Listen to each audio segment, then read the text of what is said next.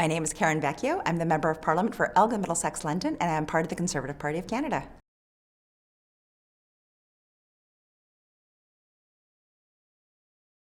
I really believe if I look at it, it was just that journey. It was that next step. I was working in my community doing different things, places like Habitat for Humanity and community groups like that. But I was also working for the Member of Parliament, Joe Preston, for 11 years as his executive assistant. When I went there into that job, my plan was to work to the community. I loved doing the work with the Canada Revenue Agency and immigration. I loved those jobs, those challenges. But when my boss decided to retire, I had a number of people coming up to me saying, Karen, you should really run. I had never considered running for politics, but it was the support that I was getting from a whole bunch of people back in 2014 when the nomination came open, coming from different political parties, different genders. It was awesome. And so I decided to put my name forward and came out as the nominee.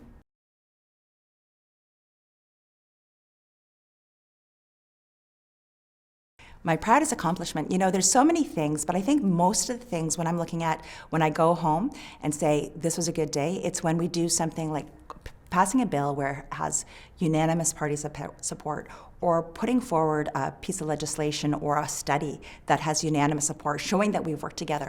And in the Status of Women Committee, we've done lots of that. So I'd have to say a lot of the work that is probably some of the proudest is being the chair of the Status of Women Committee and putting forward unanimous reports where we've all worked together and we've all are trying to work to get a change, finding that balance.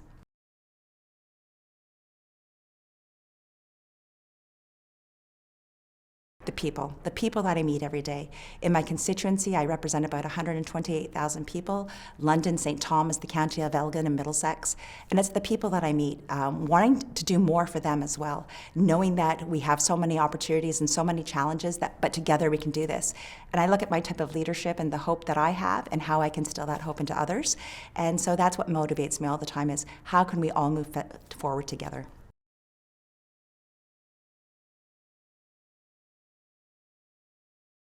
What did I learn about politics after becoming an MP? I think because I was in working for Joe for a long time, I understood the administrative part. I understood the behind the scenes part. But when you're talking about the politics and what makes everybody else tick, understanding the other political parties. I understood myself being a conservative, what made me do certain things, but understanding the other ideologies and those beliefs. I think that was something that I learned the most because I have more frank conversations with people where we're really just trying to find, okay, what do we agree on? So I think that's something that until I was an MP, I never had those in-depth conversations and understanding the ideologies as much.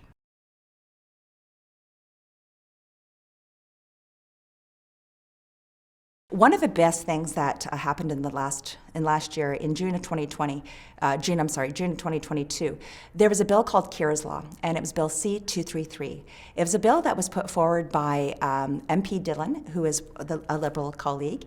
Her and Pam Damoff, who's the Public Safety Minister, came to me knowing I was the chair of the Status of Women, knowing that I really, really believed in judges' training and the criminal justice system and the fact that it needs change, that we need to make changes. They came forward on a private member's bill and said, Karen, we need your help. We went through committee, we did 1 hour debate, got into committee, got that thing passed in 2 working days, got it back to the House of Commons for 1 hour debate, and it got it to the Senate in about a month. So the fact that we were able to put forward a piece of legislation that was so important for judges' training to make sure that judges understand, intimate partner violence, domestic violence, what happens to children and abuse. Those things were so, so important to me, and that's because a whole bunch of women, all from political parties. We had the Bloc, we had the NDP, we had the Liberals, we had our party, all together working on a common goal, and we got that thing through. It's sitting in the Senate, and this week we should be celebrating the passage and royal assent.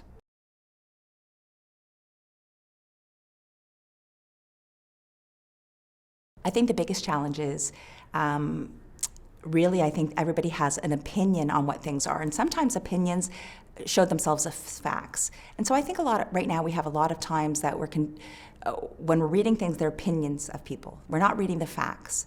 And so I think the biggest issue with democracy right now is that people don't know the facts on issues. So we'll be arguing things where not everybody has the same information. And a lot of misinformation is out there. I'm challenged each and every day with misinformation. And I would have to say, if you're looking at my emails, 75% of those are misinformation right now. That's a really huge concern. People just, on the internet, you can get down a rabbit hole. And I look at algorithms. I think algorithms is a huge problem when it comes to our democracy. What people are able to see, and those are great concerns for myself.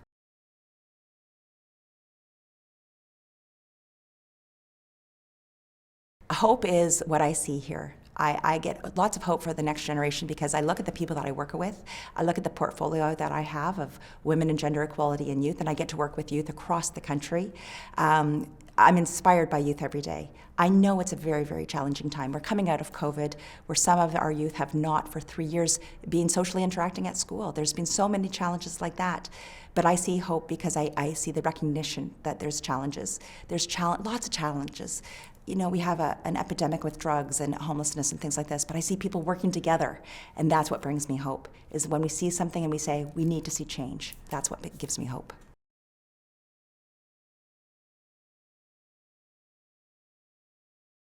Listen to everybody and try to be more empathetic. I would have to say that.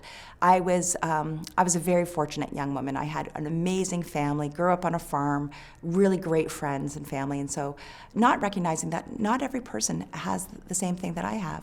Not everybody has a mom and dad that they go home to every night with a warm meal at dinner time. That's not the normal thing for some Canadians. And so being more empathetic and recognizing that we all walk in different shoes.